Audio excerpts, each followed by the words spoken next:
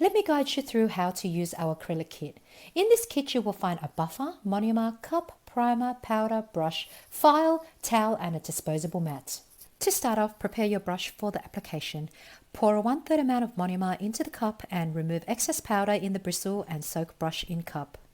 With your hand file, file over the nail plate, making sure all surface shine is removed. Next step is to test liquid to powder ratio. We recommend you practice this step a few times before working on your nails. Apply a small amount of primer just on the nail plate. Don't get any onto your skin because primer can cause irritation. With your brush, pick up a small bead, let it polymerize for 3 seconds and drain excess liquid on paper. Release the bead on the nail plate and lightly tap to smooth and mold out the acrylic. A tip is to leave a hairline gap around the cuticle area to prevent flooding. How do we know when the acrylic is set? When tapping on it, it makes this sound.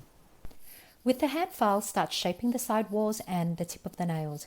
This step is where you perfect your desired shape.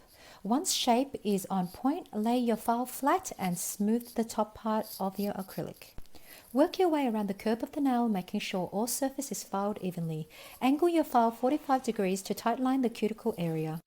Once done, get your buffer block generously buff and smooth to finish. After this step, you are ready to polish. Place lamp in front of you, make sure it's ready to go. Apply a thin layer of top coat or gel polish and set it for 90 seconds. When placing your hand into the light, be mindful that all fingers, including the thumb, is getting love from the light. This ensures your polish or top coat is thoroughly set.